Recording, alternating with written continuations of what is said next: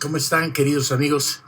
Me da mucho gusto saludarlos en este día, en este que ya es prácticamente el día 64 de cuarentena en que hemos tenido que estar todos guardados, nos hemos quedado en casa.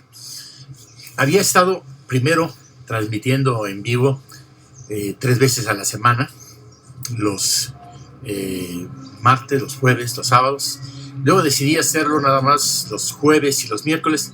Y esta semana he dejado pasar el miércoles. Me entró, como es muy posible que les haya pasado a muchos de ustedes, un hastío, un cansancio, incluso pues un temor por el futuro, por la incertidumbre que vivimos hoy todos ante esta pandemia en el mundo entero. Y he decidido el día de hoy no pasar en vivo, luego pasar en vivo, pero lo que quiero es platicar muy de frente. He tratado de que todas estas comunicaciones que tengo con ustedes sean muy positivas, con pensamientos muy positivos, siempre con un pensamiento optimista, tratando de evitar la confrontación, la polarización que se ha dado en nuestro país, no a partir de los mexicanos, a partir de un gobierno, de un presidente que ha decidido separar a ricos y pobres, a fifís y chairos, a conservadores y neoliberales, a personas cultas y personas que no han tenido la posibilidad de educación. Nos ha ido confrontando una y otra vez. Y creo que a veces, como decía Mandela y como decía también Martin Luther King, yo no temo a los gritos de los violentos. Lo que temo más es el silencio de los inocentes, el silencio de las personas que por miedo deciden no hablar, deciden no levantar la voz cuando es indispensable hacer sentir al presidente, a López Obrador, qué es lo que pensamos, qué es lo que creemos los mexicanos. Porque todas las mañanas él se dedica en su programa, su programa, no el de los mexicanos, el suyo propio, a querer imponer una agenda, a querer pontificar, a decir lo que él cree que es la verdad, porque él siempre tiene otros datos, porque él no respeta a las instituciones y nunca las ha respetado. Recordemos su historia, recordemos los 14 años que tardó en recibirse en la carrera, además con un promedio bajísimo, un promedio mediocre. Recordemos la cantidad de veces que ha cambiado de partido según le conviene, como una veleta, empezando con el Partido Revolucionario Institucional y luego traicionándolo en todos sus principios y adhiriéndose al partido de Cuauhtémoc Cárdenas, al PRD, y queriéndose hacer entonces líder y aprovecharse en todo lo que pudiera de este partido. Cuando ya no pudo sacar más provecho, decide dejar al PRD y entonces forma su movimiento de regeneración nacional, Morena, y entonces empieza a despotricar, a insultar, a agredir un día sí y el otro también a los demás partidos. Claro, era oposición, estaba en su derecho, y decía todo lo que no le gustaba. Y entre las cosas que no le gustaban era que el ejército estuviera en las calles. Lo primero que hace el presidente Juárez al regresar del norte a la Ciudad de México es ordenar a los militares que entreguen de nuevo el poder, que no podíamos apostar a una república militar, sino a una república civilista. Con el ejército, cómo se pueden resolver los problemas de inseguridad y de violencia, que no se utilice para suplir las incapacidades de los gobiernos civiles. No se vayan a otorgar facultades excesivas al ejército. Esto no le conviene ni siquiera a la misma institución militar. Que regresen los soldados a los cuarteles. Y él prometió una y otra vez en su campaña que el ejército tendría que volver a los cuarteles, que el ejército no debía estar en las calles, que esa no era la estrategia para acabar con el crimen. ¿Y con qué nos encontramos? Con que de momento en que llega, le da al ejército No porque esté en contra del ejército, creo que es una institución muy respetable, muy útil, pero zapatero a tus zapatos. El ejército es para la defensa de la nación, para ayudar al pueblo mexicano, no para construir aeropuertos, no para construir bancos del bienestar. ¿Qué está haciendo? Dándole más y más poder, porque tiene miedo. Y entonces empieza a hacer lo que países como Venezuela, empieza a hacer que el ejército esté de su parte para poder controlar al país como él quiera, a la hora que él quiera. Y entonces ha militarizado nuestro país como nunca y empieza a pelear contra todo y contra todos. Empieza a insultar a los empresarios, los llama conservadores, fifís. Les dice que no los va a apoyar. De una empresa, pues que sea el empresario el que asuma la responsabilidad, o los socios o los accionistas, y no actuar otorgando privilegios para nadie. No coincidimos, pero no es ahora, de siempre. No coincidimos. Y se le olvida que el 70% de los empleos en México vienen de los empresarios, de los grandes sí, pero también de los medianos, de los pequeños y de las microempresas, que hoy se encuentran en una situación verdaderamente terrible. Y los descalifica y les dice que no les va a ayudar. Pero al no ayudarle a ellos, no le está ayudando a millones de mexicanos que se están quedando sin empleo. Descalifica a los ricos por tener dinero. Descalifica también a los médicos en este momento, a los médicos y a todo el sector salud, enfermeros, gentes que están en intendencia, las ambulancias. Una nota el día de ayer, 8 de mayo del 2020, el señor hizo un chistorete, como acostumbra hacer en sus conferencias o shows de payasadas, en donde hacía mención que los médicos nos fijamos primero en la parte económica y no tanto en lo que el paciente siente. Desde el Palacio Nacional lo mismo se ataca a la prensa, en uno de los países en los que más periodistas mueren asesinados, y la mayoría de las agresiones que reciben vienen de personas que se encuentran en el poder, distintos niveles de poder, a los empresarios, a las organizaciones de la sociedad civil y ahora a los médicos. El presidente ofreció disculpas, diciendo que en realidad no dijo lo que dijo, aunque de cierta forma lo repitió.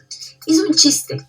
Dijo que antes de que él llegara al poder, cuando ibas al médico, los médicos te preguntaban qué tienes y se referían a tus bienes.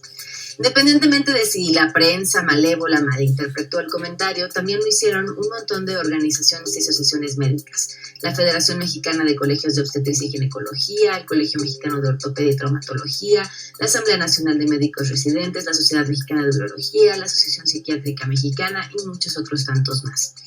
Independientemente de si su intención fue entretener, hacer comedia o política, el momento es pésimo. Es hacer un muy mal chiste en el momento en el que el personal de salud se le está rifando. Se está jugando la vida todos los días entre salarios terribles y personal para cuidarse e insumos a medias. El problema no solamente es ese guión que nos están dictando desde el Palacio Nacional. El problema es que los mexicanos nos hemos vuelto altamente resistentes y tolerantes ante el bullying. La mayoría de los medios de comunicación no están ayudando, con poca ética. En este momento que más que nunca tenemos que agradecer a los médicos, al sector salud, que está en el primer flanco de batalla contra el coronavirus. Y él los insulta, los descalifica. Después, descalifica también a todas las asociaciones y organizaciones. Pero en las denuncias no ha habido un incremento. Y la violencia contra las mujeres, no hemos nosotros advertido un incremento. Trata de quedarse con el poder legislativo y ser él quien legisle y quien decida. Trata de ser él quien se quede con el poder judicial y trata de quitar el equilibrio de los tres poderes que son la democracia. Los tres poderes de la nación, el legislativo, el judicial y el ejecutivo. Y él quiere dominarlo todo. Él quiere controlar a todo su gabinete. No los deja aparecer. No los deja ni siquiera opinar. Es lo que él diga y solo lo que él diga, aunque esté totalmente equivocado. Y es incapaz de entender, es incapaz de escuchar a los demás y darse cuenta que sus datos son los de AMLOlandia. No son los de este México, no son los de este mundo global. Mientras que el mundo entero pelea por salir adelante después de esta terrible pandemia y de la recesión económica que está provocando y del paro de la economía brutal que ya venía desde antes en México, desde antes del coronavirus, y que ahora se ha pronunciado de manera terrible.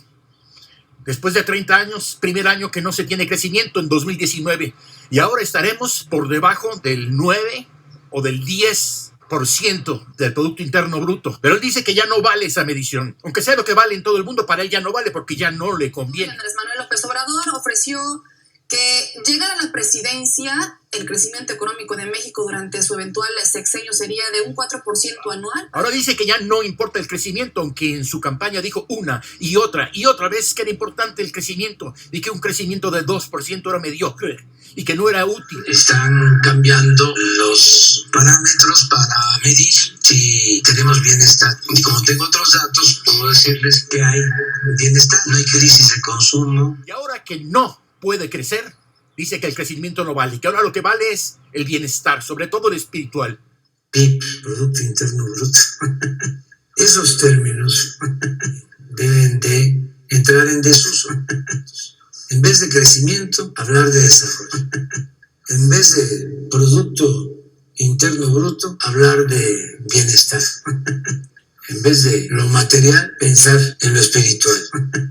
Y lo dijo una y otra vez, y que él iba a crecer al 4%, como si la gente comiera de cosas espirituales y místicas. Dice primero los pobres, y vemos a los pobres afuera de los hospitales, porque no hay insumos, no ahora, desde antes, porque no había medicinas para el cáncer, porque no había guarderías, porque las acabó, porque él acabó con el seguro popular para instalar un INSABI que ni siquiera sabe él qué significa, y que no puede responder a las necesidades de salud de este país, porque él acaba con todo, lo deshace, lo destruye, y es incapaz de construir nada. Inventa nombres, instituto para devolverle al pobre lo robado. ¡Qué estupidez! Eso existía desde antes, lo ha hecho el SAT, todo lo quiere inventar de nuevo. No se puede inventar el hilo negro. Y ahora también se levanta y descalifica a los ingenieros, a los arquitectos. Así como a los ingenieros les cuesta trabajo aceptar de que la gente puede hacer un camino sin ellos, a los arquitectos también les cuesta. Una familia puede hacer una casa sin ellos. Hoy es tiempo de cambio y respeto. Basta que una profesión Tan loable. se esté denostando. Nosotros los ingenieros civiles Mexicanos, exigimos respeto. señor Andrés Manuel López Obrador. Usted ganó con el voto Que ejerció la mayoría, pero gobierna para todos. los mexicanos. No divida al país. Los profesionistas. Nos movemos y trabajamos Día a día para sacar nuestro país adelante. el pueblo. Somos todos. Reflexione y Ponga a trabajar Su gobierno. Los técnicos mexicanos. somos la base el conocimiento para el desarrollo. de toda ciudad. Es momento de unir fuerzas.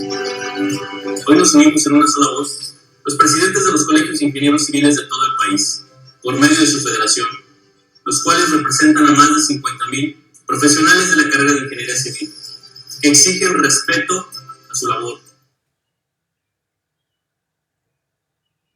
Gente que tardó años en su vida para prepararse, para construir un futuro para su familia, pero también para ser personas que construyen nuestro México, ingenieros civiles, arquitectos. Descalifica estas profesiones diciendo que ¿para qué quiere la gente ingenieros? Si ellos pueden construir sus propias casas, si ellos pueden construir caminos. ¿Cree que la gente que no ha estudiado puede construir puentes, puede construir el metro, puede construir las grandes obras de infraestructura en nuestro país? ¿Cómo es posible que descalifique a ingenieros, arquitectos y a todas las profesiones? Y descalifique también a los medios de comunicación, la televisión, la radio, la prensa escrita, a los analistas políticos. Todos los que no están con él están contra él. Todos están traicionando a México. Es él y solo él el que está traicionando a México.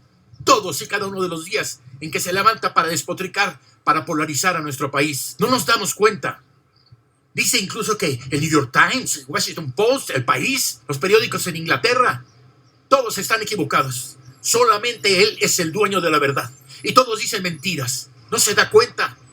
Ya perdió la noción de la realidad. Y nosotros, mexicanos, todos nosotros, los pobres, los ricos, los del norte, los del centro, los del sur, los de las costas, nos vamos a quedar así con los brazos cruzados, aguantando todas sus incoherencias, toda su incongruencia, que día con día se vuelve más y más letal para nuestro país, más negativa. Le tengo miedo al silencio de los inocentes, el silencio de los que callan, y que debiéramos levantar la voz. Yo soy un hombre de tercera edad, pero un hombre consciente que ama a nuestro país. Un artista, un actor, sí.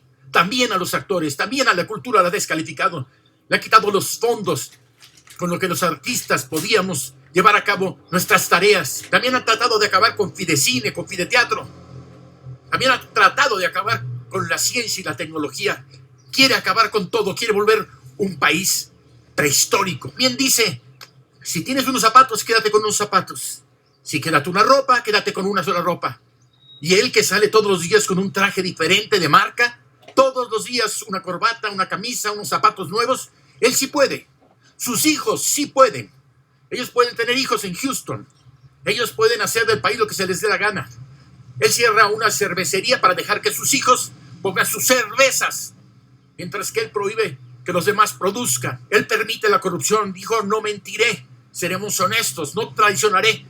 Nos miente todos y cada uno de los días. Está lleno de mentiras sus discursos. Todos los días traiciona a nuestro país, porque la corrupción está ahí con los Bartlett, está ahí con Rocío Nale, que tiene negocios su familia con el petróleo. Actos de corrupción que se demuestran a todas horas.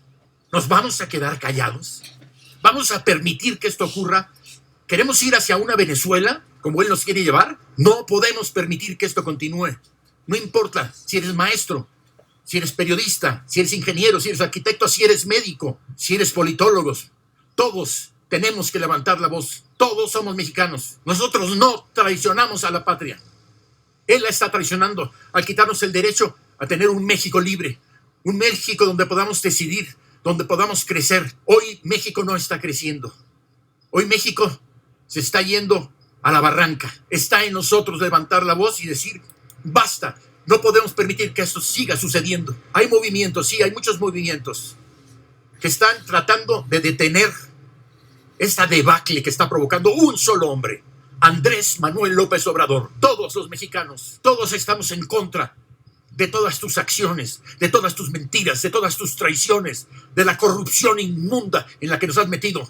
Pensábamos que lo peor eran Peña Nieto o los sexenios anteriores. Yo no defiendo a ninguno de los sexenios anteriores. Nunca hemos tenido un presidente bueno, pero este sí se llevó la barda. Este es peor que ninguno. Detengamos todo esto.